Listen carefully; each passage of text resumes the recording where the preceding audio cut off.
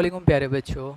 तो आज हम क्लास 5 का तीसरे चैप्टर का चौथा लेसन स्टार्ट करेंगे, जिसमें 30 पेज नंबर से लेके 32 स्टडी करने जा रहे हैं। तो आज जो हमारा टॉपिक है उसका नाम है, क्या नाम है? ज़लज़ले यानी अर्थक्वेक। क्या नाम है? अर्थक्वेक। आप तमाम के तमाम बच्चों ने उसके बारे में सुना होगा कि अर्थक्वेक क्या होता है, थोड़ा बहुत स्टडी भी किया होगा कि ज़लज़ले क्या होते हैं, किस तरह से आते हैं। इसके बारे में थोड़ी बहुत इन्फॉर्मेशन आपको पता होगी। आज इसके बारे में डिटेल से जानेंगे कि ज़लज़ले क्या होते हैं और किस तरह से आते हैं। ठीक है, इसको नापा किस तरह से जाता है और होते क्या हैं। तो प्यारे बच्चों एक बात समझिए, आपको मैंने टॉपिक के शुरू में यानी आपको नहीं बताया, बल्कि जो है वो आपको मैंने एक बात बताई होगी कि आपकी जो ज़मीन है वो मुख्तलिफ़ प्लेटों से मिलके बनी हुई है। आपकी जो ज़मीन है, आपकी ज़मीन के 3 पार्ट्स हैं। ठीक है, और वो 3 पार्ट कौन कौन से हैं मैं आपको बता देता हूँ। ज़मीन के 3 पार्ट्स हैं, जिसको पहला कोर, दूसरा मेंटल, तीसरा क्रस्ट। प्यारे बच्चों जो कोर है वो आपका बिल्कुल ज़मीन का अंदरूनी हिस्सा है। ठीक है, जो आपका मेंटल है वो आपका ज़मीन का दरमियानी से बाद वाला हिस्सा है, और जो आपकी क्रस्ट यानी आपकी ऊपरी वाली सतह जिसके ऊपर आप चल रहे हो।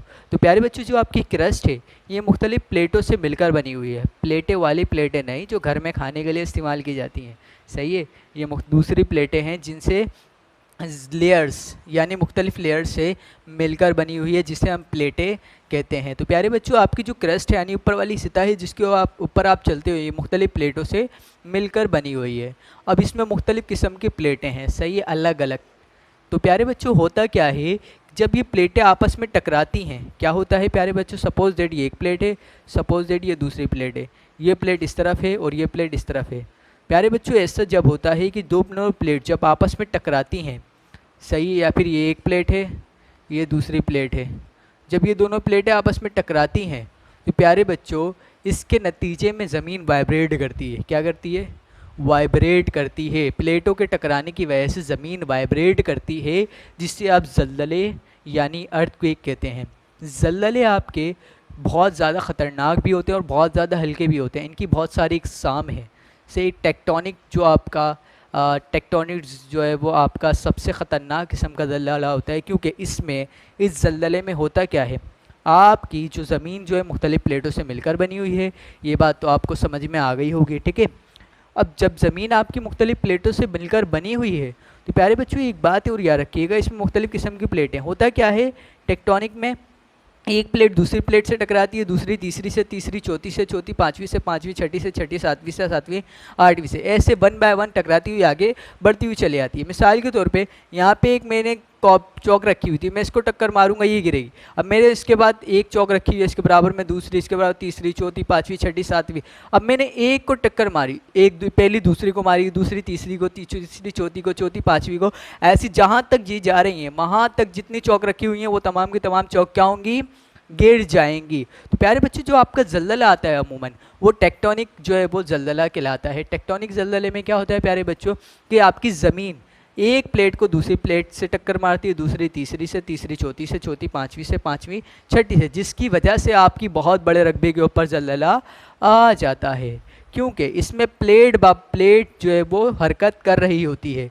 ये एक प्लेट, इसके बाद दूसरी प्लेट, जब ये प्लेट हरकत करेगी तो इसके ऊपर वाली ज़मीन हिलेगी। जब दूसरी प्लेट बनाई, जब दूसरी प्लेट हरकत करेगी तो उसके ऊपर वाली ज़मीन, तीसरी प्लेट हरकत करेगी तो उसके ऊपर वाली, चौथी प्लेट हरकत करेगी तो उसके ऊपर वाली। प्यारे बच्चों सिंपल सी बात समझिए कि जो आपकी क्रस्ट के ऊपर प्लेटें पाई गई हैं यानी लेयर्स है मुख्तलिफ़ किस्म की, जब ये आपस में टकराती हैं तो टकराने के नतीजे में जो आपकी ज़मीन वाइब्रेट करती है, तो उस वाइब्रेट करने को आप क्या कहते हैं, ज़लज़ला कहते हैं, अर्थक्वेक कहते हैं। और इसको नापा जाता है एक ख़ास किस्म के स्केल से जिसको कहते हैं रिचर्ड स्केल। क्या कहते हैं?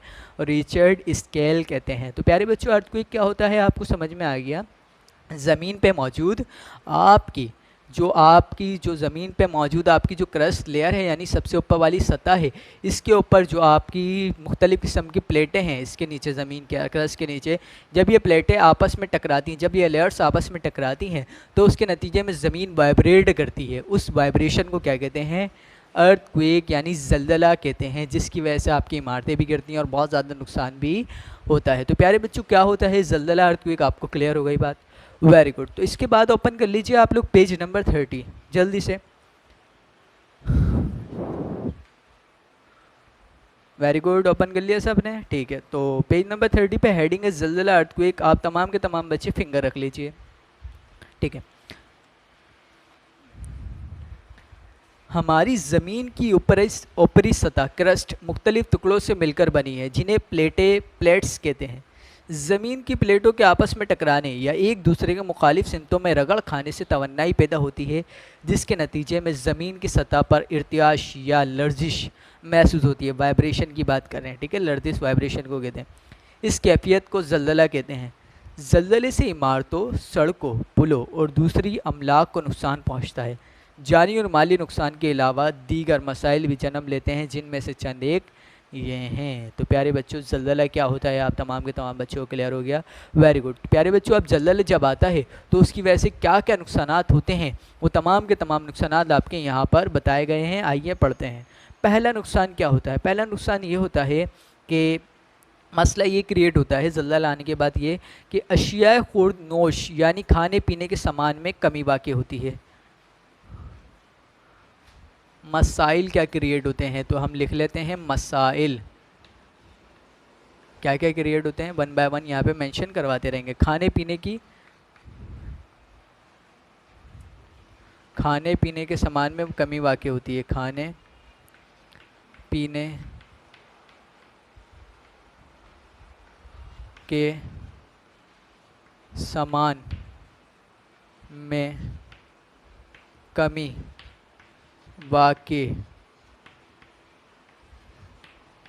में कमी वाक़ई होती है। खाने पीने के सामान में कमी वाक़ई होती है। दूसरा, इमारतों को नुकसान पहुंचने की वजह से लाखों लोग बेघर हो जाते हैं, क्योंकि प्यारे बच्चों जब ज़मीन वाइब्रेट करती है तो उसकी वजह से इमारतें हिलती हैं। कुछ इमारतें जो बहुत ज़्यादा कमज़ोर हो चुकी होती हैं वो इमारतें गिर जाती हैं, जिसकी वजह से काफ़ी सारे लोगों की जानों को भी नुकसान होता है और काफ़ी सारे लोग बेघर भी हो जाते हैं। तीसरा पॉइंट, बीमारियाँ फैलने का अंदेशा होता है। बीमारियाँ फैलने का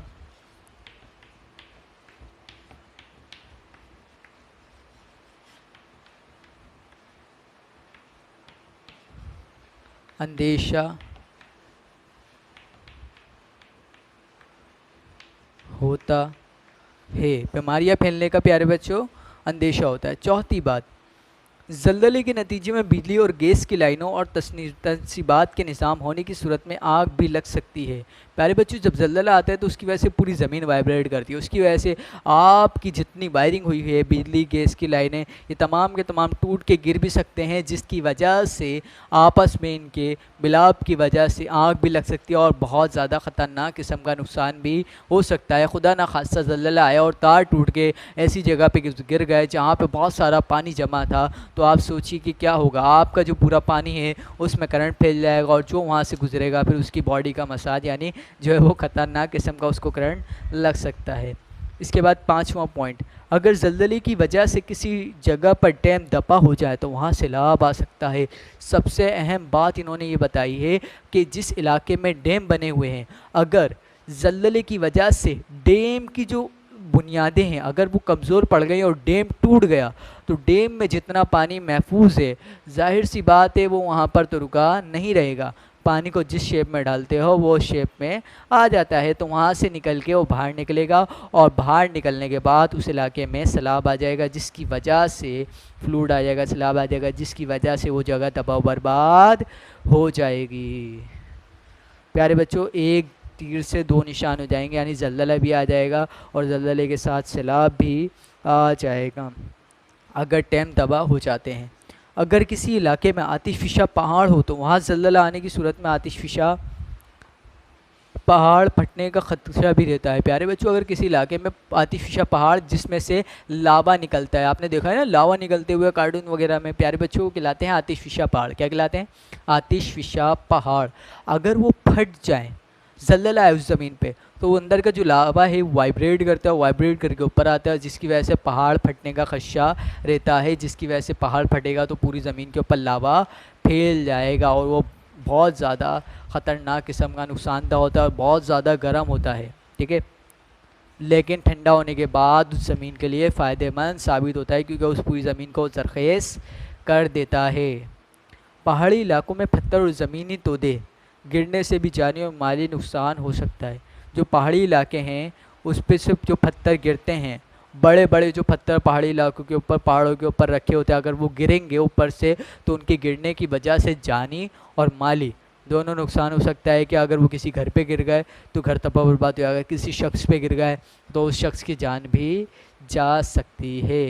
प्यारे बच्चों, ज़लज़ले से बहुत ज़्यादा नुकसान होते हैं जिनके बारे में आपने पढ़ा। काफ़ी सारे और भी बहुत सारे पॉइंट होंगे, वो आप देख लीजिएगा, ये आपकी बुक में मेंशन करवाएगा। इसके बाद ज़लज़ले के दौरान इख्तियार की जाने वाली एहतियाती तदाबीर, यानी ज़लज़ला आ चुका है, इस दौरान में आप किन एहतियाती तदाबीर को अपना सकते हो। दौरान की जाने वाली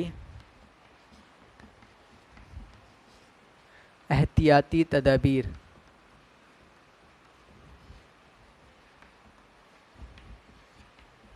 यानी आप इस टाइम पर किन एहतियाती तदाबीर को अपना सकते हो, वो बता रहे हैं। पहली बात प्यारे बच्चों, ज़लज़ला आ जाए खुदा ना खास्ता तो आप इन पॉइंट्स को जहन में याद रखिएगा और इन एहतियाती तदाबीर को अपनाइएगा जो कि आपको ज़लज़ले में जानी और माली नुकसान से बचने में मदद देगी। यानी जानी नुकसान से बचने में मदद देगी, माली नुकसान तो इसमें बहुत हो सकता है, इसको आप बचा नहीं सकते। जानी नुकसान को बचने से आपको मदद मिलेगी। पहला पॉइंट, ज़लज़ले के वक्त अगर इमारत से बाहर निकलने के लिए ज़्यादा फासला तय करना पड़े तो बेहतर है कि इमारत के अंदर ही किसी जगह, महफूज जगह पर आ जाए ताकि आप गिरती हुई चीज़ों से अपने आप को बचा सकें। प्यारे बच्चों, कभी भी ज़लज़ला आए और अगर आप बाहर हो घर के तो आप सेफ़ हैं। अगर आप घर के अंदर इमारत में तो आप बाहर ना जाएं। अगर आपको ज़्यादा फासला तय करना पड़ रहा है बाहर जाने के लिए तो आप बाहर ना जाएं, बल्कि एक कोने में जाकर ऐसी जगह पर बैठ जाएं जहां पर कोई चीज़ जो है वो कोई चीज़ मौजूद ना हो। सही है। और कांच के शीशों से बचा जाए, उसके पास खड़ा हुआ नहीं जाए जब ज़लज़ला आए, क्योंकि कांच के शीशे टूट सकते हैं और आपके लग सकते हैं जिसकी वजह से आपको जानी नुकसान हो सकता है। दूसरा पॉइंट जो कि आप अपना सकते हैं, एहतियाती तदाबीर जो कि आप ज़लज़ले के दौरान अपना सकते हैं जब ज़लज़ला आ रहा है। किसी मजबूत मेज़, कुर्सी या सोफ़े के बराबर में नीचे फर्श पर बैठ जाएं। मजबूत मेज़ जो कि बहुत ही ज़्यादा मजबूत लकड़ी हो, उसकी मेज़ या कुर्सी या सोफ़ा, उसको पकड़ के उसके बराबर में बैठ जाएं ताकि वो टूटे नहीं और आप उसके सहारे अपने आप को बचा सकें। तीसरा पॉइंट, अगर आप इमारत के अंदर हैं तो खिड़कियों से दूर रहें क्योंकि ज़लज़ले के दौरान खिड़कियों के शीशे टूटकर आप पर आ सकते हैं। इमारत में तो क्या किस बात का ख्याल रखना है कि शीशों से दूर रहें ताकि आप उनसे बच सकें, क्योंकि शीशा आपके ऊपर आके लग सकता है और आपको जानी नुकसान हो सकता है। अगर आप इमारत से बाहर हैं तो कोशिश करें कि आप किसी दरख्त, इमारत या बिजली के खंभे वगैरह से दूर रहें और नीचे बैठ जाएं। अगर आप इमारत से बाहर यानी गली कूचे में हैं, रोड के ऊपर हैं, ठीक है, तो आपको ये एहतियाती तदाबीर अपनानी है। ज़लज़ले आते वक्त, जब ज़लज़ला आ रहा है उस वक्त आपको एहतियाती तदाबीर अपनानी है कि आप किसी दरख्त, इमारत या बिजली के खंभे वगैरह से दूर रहें। तमाम के तमाम जगहों से, चीज़ों से दूर रहें, क्योंकि इनका कुछ पता नहीं है कि ज़लज़ला आने की वजह से दरख्त भी गिर सकता है, खंभा भी गिर सकता है, इसके अलावा आपकी जो इमारत है ये भी गिर सकती है। तो इन तमाम के तमाम जगहों से दूर होकर खड़े हो जाएं और एक दूसरे का हाथ पकड़ के मजबूती से थाम लें ताकि जब ज़लज़ला आए और कोई चीज़ गिरे तो आप इससे महफूज रह सके। ना इमारत के करीब खड़े हो, ना किसी दरख्त के करीब खड़े हो, ना किसी बिजली के खंभे के करीब खड़े हो, क्योंकि उसके गिरने से आपको जानी माली नुकसान हो सकता है। पाँचवा पॉइंट जो कि आपको अपनाना है दौरान एहतियाती तदाबीर में, अगर आप पहाड़ी इलाके में हैं तो पहाड़ी पर से गिरते हुए ज़मीनी तोदों से अपने आप को बचाएं। अगर आप पहाड़ी इलाकों में रहते हैं तो ज़लज़ला आने की वजह से जो पहाड़ों के ऊपर बड़े बड़े पत्थर रखे हुए हैं, सही है, उन तमाम के तमाम बड़े बड़े पत्थरों से अपने आप को बचाएं कि वो आपके ऊपर गिर ना जाए, क्योंकि वो जब ज़लज़ले आते हैं तो वो पत्थर जो है वाइब्रेट करके नीचे आ रहे होते हैं, वाइब्रेशन की वजह से उलते हैं और हिलने की वजह से पहाड़ों के ऊपर से नीचे आना शुरू कर देते हैं, जो आपके लिए नुकसानदा हो सकते हैं। तो दौरान में की जाने वाली एहतियाती तदाबीर आपको क्लियर है। एक दो एहतियाती तदाबीर हम यहाँ पे मेंशन करवा देते हैं। सपोज दैट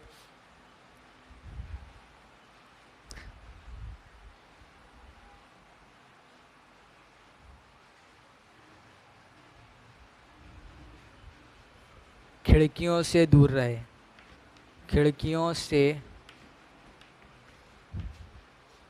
दूर रहें। खिड़कियों से क्या करना है प्यारे बच्चों, आप लोगों को दूर रहना है, क्योंकि खिड़कियाँ के जो कांच है वो टूट के आपके ऊपर आ सकते हैं। इसके अलावा और क्या करें, इसके अलावा छोटा सा पॉइंट देख लेते हैं।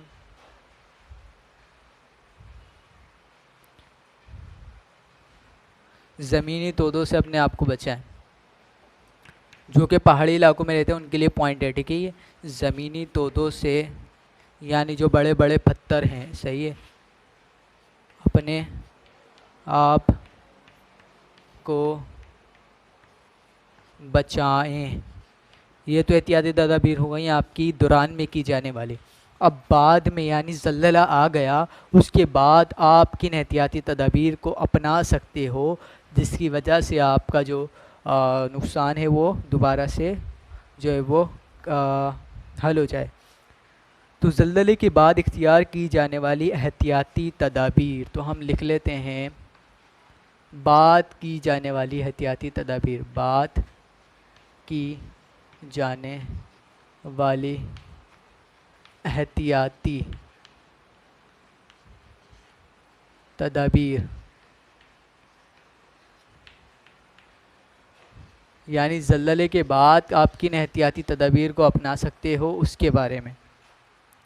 सबसे पहला पॉइंट है आपके पास, सबसे पहले अपने आप को देखें कि आपको कोई ज़ख़म तो नहीं आया, सही है। ज़ल्ज़ला आता है, ज़ल्ज़ले के बाद अपने आप को चेक करें कि आपके हाथ के ऊपर तो कोई चोट नहीं लग गई, आपकी छुरी तो नहीं लग गई, कहीं पे आपके कांच वगैरह तो नहीं लग गया, आपके कहीं चोट तो नहीं आई जिसकी वजह से आपको कोई ज़ख़म तो नहीं आया। पहली चीज़ आपको ये चेक करनी है। दूसरी, अगर कोई शख्स बहुत ज़्यादा ज़ख्मी है तो इसे अपनी जगह से हिलाने की कोशिश ना करें। अगर कोई शख्स ज़ख्मी हो चुका है और ज़ल्ज़ला अभी जा रहा है, जाया गया नहीं है, जा चुका है, तो उसे अपनी जगह से हिलाएं नहीं, बल्कि डायरेक्ट जो है वो एम्बुलेंस को कॉल करें। एम्बुलेंस आएगी, नर्स वगैरह आएंगे, उसको चेक करके ख़ुद लेकर जाएंगे। आप लोगों को उनको हिलाने की ज़रूरत नहीं है अगर कोई बहुत ज़्यादा ज़ख्मी हो चुका है, क्योंकि उससे उसकी जान भी जा सकती है। तीसरा पॉइंट, अगर किसी जगह थोड़ी सी आग लगी हो तो पहले इसे बुझाने की कोशिश की जाए ताकि आग फैलकर मज़ीद नुकसान ना पहुंचे। आप लोग अपने आप को चेक कर ले पहले, ज़ख्मी तो नहीं हुए। अगर ज़ख्मी नहीं हुए तो आप देखें इधर उधर कहीं आग तो नहीं लगी हुई। अगर आग लगी हुई है तो तमाम काम छोड़कर अपने अपने घरों में जाके अपने अपने घरों को सेट करने के बजाय तमाम के तमाम लोग ऐसी जगह पे जाएं जहां पर आग लगी हुई है और पानी भर भर के या फिर कुछ भी करके उस आग को बुझाएं ताकि वो आग मज़ीद फैलने से बचे, पूरे इलाके में वो आग लगने से बच जाए। चौथा पॉइंट, अगर ज़ल्ज़ले के दौरान आपके घर को नुकसान पहुंचा है तो ज़ल्ज़ले के बाद घर से बाहर आ जाएं, क्योंकि ज़ल्ज़ले के बाद भी ज़ल्ज़ले के हल्के हल्के झटके आने का इम्कान मौजूद रहता है। ज़ल्ज़ले के दौरान आपका घर नुकसान पहुंच चुका है, मिसाल के तौर पे आपकी छत वगैरह चटक चुकी है, दीवारें वगैरह चटक चुकी हैं, तो प्यारे बच्चों ज़ल्ज़ला जा चुका है, तो इसके लिए आपके लिए ज़रूरी है कि आप लोग जो है वो घर से बाहर आ जाएं, क्योंकि जब ज़ल्ज़ला आके चले जाता है उसके बाद भी ये ख़दशा रहता है कि ज़ल्ज़ले के छोटे छोटे जो पार्ट्स हैं वो अभी आना बाकी है और वो आ सकते हैं, जिसकी वजह से आपकी जो इमारत चटकी हुई है वो पूरी गिर सकती है। तो एहतियाती तदाबीर में शामिल है कि आप जो है वो ज़ल्ज़ला आने के बाद 1-1.5 घंटे के लिए घर से बाहर रहे ताकि आपको ये पता चल जाए कि अब ज़ल्ज़ला दोबारा आएगा कि या फिर नहीं आएगा। उस दौरान जब आपका नुकसान, आपके घर को नुकसान पहुंचा हो या दीवारें चटक चुकी हो, छत वगैरह चटक चुकी हो, उस दौरान आप ये काम कर सकते हैं। पाँचवा पॉइंट, अगर घर में कहीं से गैस लीक होती हुई महसूस हो और गैस की बू आ रही हो तो फ़ौरन खिड़कियां खोल दें और घर से बाहर आ जाएं। सही है, गैस वगैरह लीक हो रही है, पाइप वगैरह टूट गए गैस का, तो क्या करना है, तमाम खिड़कियाँ खोल के उस बू को बाहर जाने देना है और घर से बाहर आ जाना है। उसके थोड़ी देर के बाद उसको मैनीमीटर से गैस बंद कर देनी है ताकि गैस अंदर ही ना जाए और जो है वो ताकि वो जो है वहाँ से लीक ना हो। फिर मीटर से बंद करने के बाद उसको सही करवा के दोबारा से मीटर से आपको खोल देना है। तमाम बच्चों को बात क्लियर हो गई? Very good. अगर बिजली के तार टूट जाएं और चिंगारियाँ निकल रही हो या तारों के जलने की बू आ रही हो तो बिजली का मेन स्विच बंद कर दे। सही है, बिजली के तार वगैरह टूट जाएँ तो सबसे एहतियाती तदाबीर जो आप कर सकते हैं आपके घर में किसी किस्म का भी करंट फैलने का खदशा है, यानी तार वगैरह टूट गए, किसी को आप बिजली का काम करो, तो सबसे पहले आपका क्या काम होगा, आप मेन स्विच बंद करोगे। जैसे ही मेन स्विच बंद करोगे पूरे घर की जो बिजली है वो चली आएगी, जिसकी वजह से आपके पूरे घर की वायरिंग में कहीं पर भी करंट नहीं आएगा, जिसकी वजह से आप करंट लगने से बच सकते हो। उसको आराम से सेट वगैरह करके उसको काम वगैरह करवा के आराम से मेन स्विच को फिर खोल लीजिएगा। तमाम बच्चों को बात समझ में आ गई कि बाद में की जाने वाली एहतियाती तदाबीर और दौरान में की जाने वाली एहतियाती तदाबीर कौन कौन सी हैं। ठीक है, तो बाद में की जाने वाली की एक दो पॉइंट हम लिख लेते हैं। बाद में क्या क्या कर सकते हैं, बाद में कर सकते हैं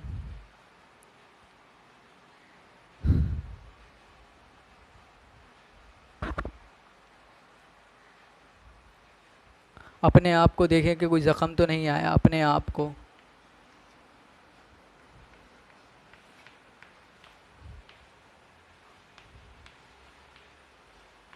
देखें,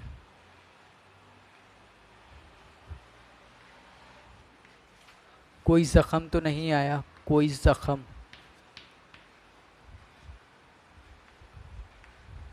तो नहीं आया। ठीक है, ये काम करने के बाद आप अपने आप को देखने के बाद कोई ज़ख़म तो नहीं आया, उसके बाद मरीज़ को देखें, उसके बाद ऐसी जगह आपको देखें जहाँ पे आग लगी हुई हो तो उस जगह पे आग बुझाएं। फिर उसके बाद अगर आपकी जो है वो गैस वगैरह लीक हो रही हो घर में, तो घर से जो है वो आप लोग खिड़कियाँ खोल दें और ख़ुद बाहर आ जाएं और मीटर से गैस जो है वो बंद कर दें। ठीक है, इसके बाद और क्या कर सकते हैं, अगर आपकी ज़मीन अगर ज़लज़ले के दौरान की वजह से आपके घर को नुकसान पहुंचा तो आप घर से बाहर आ जाएं, क्योंकि ज़लज़ला दोबारा आने का खदशा हो सकता है। तो प्यारे बच्चों, ये तमाम के तमाम एहतियाती तदबीर आप लोग अपना सकते हैं। तो प्यारे बच्चों, आई होप जो आज हमने स्टडी किया ज़लज़ले के बारे में आपको तमाम बातें क्लियर हो चुकी होंगी। ज़लज़ला क्या होता है, इसके मसाइल कौन कौन से क्रिएट होते हैं, इसके अलावा इस ज़लज़ला जब आता है तो उसके दौरान में कौन कौन सी एहतियाती तदाबीर हमें अपनानी चाहिए, और ज़लज़ले के बाद हम कौन कौन सी एहतियाती तदाबीर को अपना सकते हैं, ये तमाम बातें आप लोगों को क्लियर हैं। Very good. सो इसे जल्दी से कॉपी कर लें आप लोग। ठीक है, कॉपी कर लिया आप लोगों ने, सही। इसके बाद इसके नेक्स्ट पेज के ऊपर हेडिंग डालिए आप लोग क्लास वर्क की। जी, तो मैंने आप लोगों को कल कहा था कि मैं ब्लैंक्स बनवा रहा हूँ, लास्ट पीरियड में मैंने आप लोगों को ब्लैंक्स बनवा दी थी। ठीक है, लेकिन वो मैंने आपको इसलिए बनवाई थी ताकि आप लोगों को पता चल जाए कि ब्लैंक्स किस तरह से निकालनी है और कैसे निकालनी है। प्यारे बच्चों, आज आप लोग ख़ुद निकालेंगे ब्लैंक्स। ठीक है, क्लास वर्क की हेडिंग डालिए और उसके बाद क्लास वर्क की हेडिंग डालने के बाद यहाँ पे रेड लाइन के नीचे हेडिंग डालिए खाली जगह पुर करें। खाली जगह पुर करें के बाद हेडिंग डालिए, सॉरी 3 ब्लैंक्स बनाइए, वीडियो पॉज कीजिए और 3 ब्लैंक्स बनाइए जल्दी से, जितना स्टडी किया आज हमने उसमें से जल्दी से बनाइए 3 वीडियो ब्लैंक्स। ठीक है, बना लिया आप लोगों ने। इसके बाद हेडिंग डालिए सवालात के मुमकिन जवाबात दीजिए। पहला सवाल, ज़लज़ले कैसे आते हैं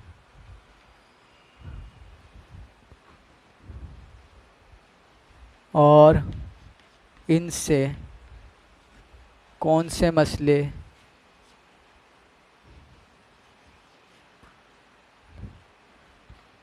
पैदा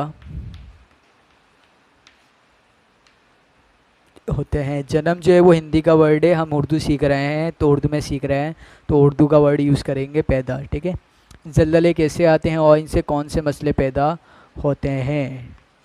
ठीक है, ज़लज़ले कैसे आते हैं आप लोग बता दीजिएगा। ज़मीन पर मौजूद प्लेटें जब आपस में टकराती हैं तो उनके टकराने की वजह से ज़लज़ले आते हैं, और इनसे कौन कौन से मसले क्रिएट होते हैं। प्यारे बच्चों, पेज नंबर 30 के ऊपर आपके पास बहुत सारे मसले लिखे हुए हैं। बीमारी फैलने का अंदेशा रहता है, अगर ज़लज़ले की वजह से किसी जगह पर तबाह हो जाए तो वहाँ से लाभ आ सकता है। ठीक है, तमाम के तमाम में से आप कोई से भी 3 पॉइंट लिख लीजिएगा। ठीक है, इसके बाद क्वेश्चन नंबर 2,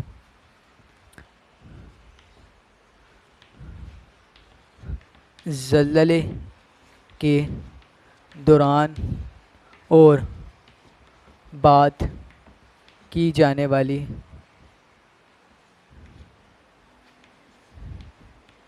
जाने वाली एहतियाती